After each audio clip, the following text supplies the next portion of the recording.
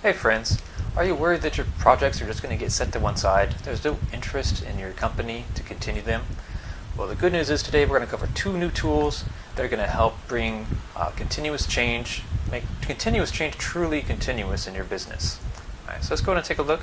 Facebook group is called My House to Warehouse. Every week we have lessons here. 10 a.m. from Singapore, and the West Coast will be at 7 p.m. On Wednesday, and East Coast 10 p.m. also on Wednesday. So let's go ahead and get started.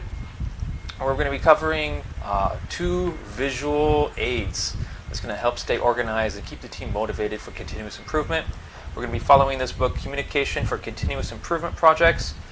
This is a really good book. She covers, actually, the book is divided into two parts. So you've got one part talking about the leadership role, the need for continuous improvement, and how to make it happen. And then she has the other half of the book dedicated to productivity tools that are laid out in detail. So go and take a look at that. The link is down in the description. It's there for you to pick up at Amazon. So let's go and get started. Visual communication is a means to take data and make meaningful progressions to improve the workplace with sustainable performance metrics. So we're going to use some of these visual aids, these visual communication, to bring meaningful progression. So to keep that continuous improvement continuous. So we're going to use two tools today. One is called the A3, another is called a visual board. So the A3 actually gets its name from the size of the paper that it's actually posted on. So A3 is a poster size. We'll have some example of that later. But the benefits we have is that you're able to consolidate all the work that we've done so far on value stream mapping and such into this A3. So it's a great communication tool if you're working with management, you want to see what's going on. If you're going to bring customers in, they're going to have a great visual aid to kind of walk them through the process of changes you made in your business. And it's good for employees also. So in lesson 2, we covered identifying your problems and doing the value stream map in the current state. So the links for these are down below in the description. You can check these out if you haven't already. Lesson 3 was root cause analysis. Lesson 4 covered finding solutions, vetting those solutions, and adding your solutions to your future state of your value stream map. And then lesson 5 that we covered last week was action plans, how to enact the solution that you've decided on. So with all that in mind, let's go and take a look at the sample A3. Quickly, we have the information here at the top, the title, the people involved. You have your before state. So your before state is going to explain your value stream map, how it existed before you started making changes. Here is the root cause analysis. If you remember last time there was a fishbone, we'll have that there. The sample action plan. So it's there, able to see who's doing what and what time frame. And then the after. So any of results that you're seeing, you're going to start posting those into your after. Hopefully your results are going to be meeting your objectives. All right, so this is a sample A3 that I filled out based on the example that we'll be following through the course of these lessons. So we'll dive into the detail first here at the introduction. Okay, so we have the basic information, title, team members. Be sure to include any teams that are outside your own that are going to be helping out. Just so that we know that they're involved and they can be available. Now your objective, when starting out, you maybe don't have a clear objective. You know there's a problem somewhere, so just make your objective an investigation goal. As you dive deeper, then you'll be able to go into a specific goal. So when we're looking at this in our example, we knew that there was something slow about receiving process. Later we found out it was related to new item setup. So then our goal got an additional to reduce that item setup time. Now for before state, we're going to be taking something previously used, our value stream map that you've seen before, and we're going to plug that right into the before state. Now spend some time to explain what's going on so that someone not familiar with what you've done was able to understand. So we kind of explain our before state, what's happening, what the takt time is, and things like that. So give it some detail so that someone can follow along.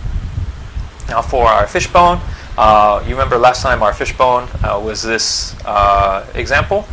You can change it to something like this to make it more easier to read, user-friendly. So we include that just so people can kind of know the thought process that we went through to arrive at the solution that we're enacting with our action plan. So last week we covered action plan. This should be pretty similar to what we discussed. Just plug it right in. This is a great space to keep that action plan updated. So if you're going to put an action plan anywhere, I suggest keeping it on the A3. The A3 is posted out for everyone to see. So it's one central area to go ahead and keep track. And then your final state. So you want to include your future state while you're still working on your action plan in the final area. So your after is going to have that future state. And then as you progress through your action plan, you can update this after to give your audience an idea of how you're progressing toward that goal. And then finally, when you reach the end of your action plan, you can give the true final state. All right, so that's our sample A3. You can see in this example, it's actually part of a bigger picture. The second part we're going to be talking about is visual board. So you can see the size. The A3 example is there on the left side, and the visual board is a bit bigger. It's taking up a bit more real estate there. It's actually pretty important. Usually A3 is for larger companies that you need to communicate with management. It's a great tool to do that. If you're a smaller business, maybe focus more on keeping the visual board updated rather than building those A3s, okay? All right, so let's go and take a look a little bit more into visual board. Our next slide covers the basics here. It's very similar to the action plan, but you're just going to roll all the steps up together with a beginning and end date for the whole task. So here in the visual board, we're only looking at the initiatives.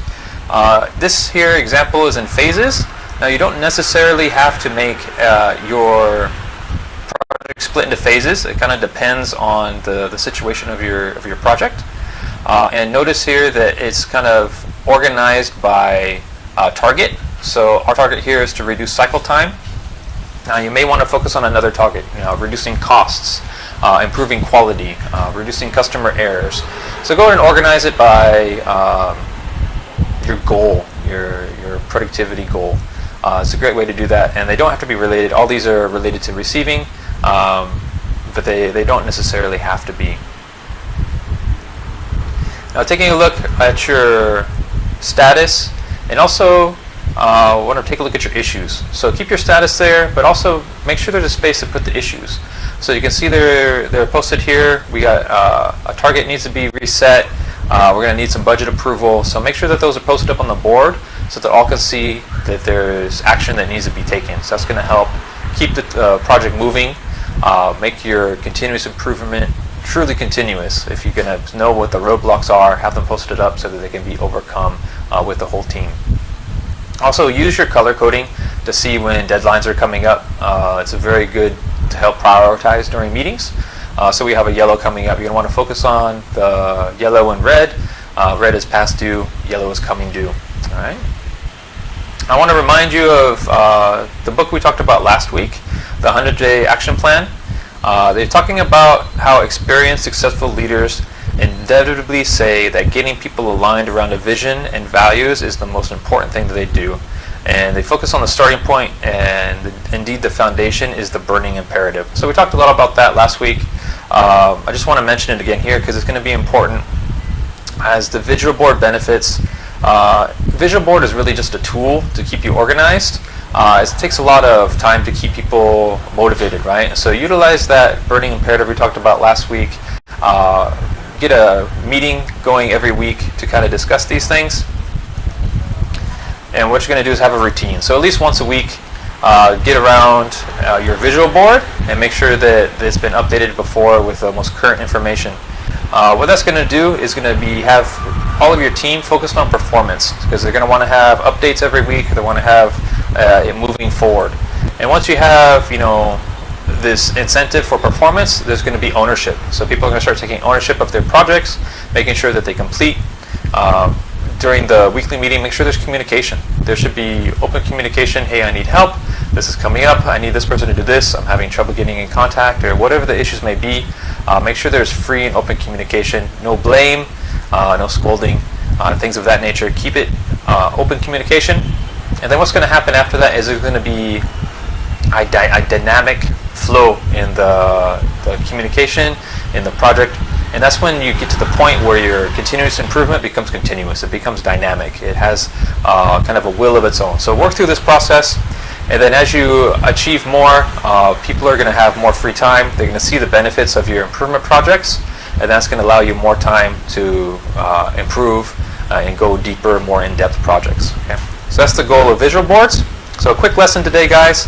Go ahead and fill out your A3. Definitely focus on that visual board. Get your routine established. Get that communication open. Make sure people are able to take ownership. Reward them when they do well, and you're going to find that it becomes a dynamic process.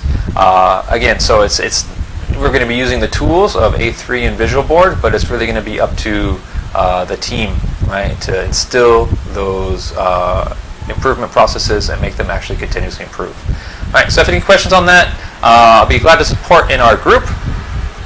So go ahead and take a look at that. My House to Warehouse Training Academy. Again, we'll be meeting next week. We've actually finished our series on continuous improvement.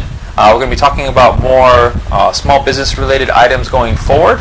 I just wanted to make sure that there was a baseline that people can refer to if they wanted to bring change. So a lot of stuff I'm going to be asking to change the way people do things. This series, a 6-part series, was actually an opportunity to give people the tools to make changes in their business. So now we're going to be focusing on our real passion here at My House to Warehouse is bringing e-commerce entrepreneurs, giving the capabilities, the confidence to run their own warehouse, to build their business from their home or garage to actual full-fledged warehouse. So let's go and get started on that goal, and I will see you next week. Thanks, guys.